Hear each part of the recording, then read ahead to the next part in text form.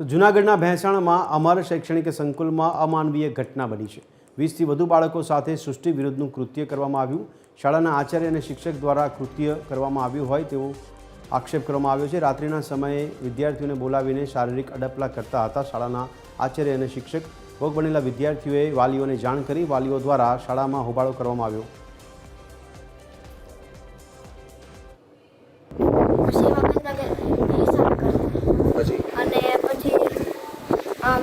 કપડા બપડા બધે કાઢી અને અહીંયા અમારી બધાની માથે કોણ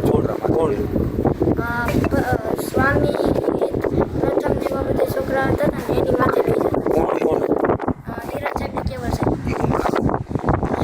સંસ્કૃત પઢાવે અને કેવલ સાહેબ દ્રષ્ટિ છે। તમે બધું કીધું કઈ બધું કોને કીધું? કેવલ સાહેબ લલિત સાહેબ। પછી શું કરે છે? રોજ કરે કે રોજ એ લોકો શું કરે? એ લોકો કઈ રીતના આવે ને દ્વારા ફરિયાદ આપવામાં આવેલી અમારી વડી કચેરીએ અને ત્યાંથી મને ફોન આવતા મેં સંસ્થાની મુલાકાત લીધી મા અમર શૈક્ષણિક સંકુલ અને જેમાં જે વિદ્યાર્થીઓ સાથે ગુનાહિત કૃત્ય કરવામાં આવ્યું છે કેવલભાઈ અને હિરેનભાઈ કરીને બે વ્યક્તિ દ્વારા એ અહીંયાનો સ્ટાફ છે એમને અહીંથી અત્યારે હાલ દૂર કરવામાં આવ્યા છે અને બાળકોના ભવિષ્ય માટે એમને ઘણું બધું સંસ્થા વિચારે છે। એમાં હું આચાર્યને પણ મળી અને લલિતભાઈના વહીવટકર્તા છે એમને પણ મળી।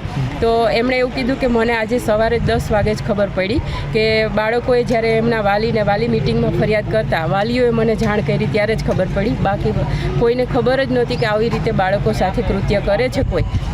ભેસાણ નજીક આવેલી એક ખાનગી શૈક્ષણિક સંકુલમાં જો બનાવ બનવા પામેલી હકીકત સામે આવેલી છે તેમાં ભેસાણના થાણા અધિકારીશ્રીને સૂચના આપવામાં આવેલી છે કે તાત્કાલિક ઘટના સ્થળે પહોંચી આ જે તથ્યો સામે આવેલા છે તેની ખાતરી કરી જે બાળકો છે તેના વાલીઓનો સંપર્ક કરી આ બાબતે તેમને જાગૃત કરી અને તાત્કાલિક ફરિયાદ દાખલ કરવી અને વાલીઓ આ બાબતે જરૂર પડે તો સરકારશ્રીની ગાઈડલાઇન મુજબ બાળ સુરક્ષા અધિકારીને સાથે રાખી અને જે કંઈ પણ બનાવ બનવા પામેલો છે જો પોક્સોની જોગવાઈઓ લાગુ પડતી હોય તો તે મુજબના કાયદેસરના ગુના દાખલ કરી આગળની કાર્યવાહી હાથ ધરવા સમજ કરેલી છે।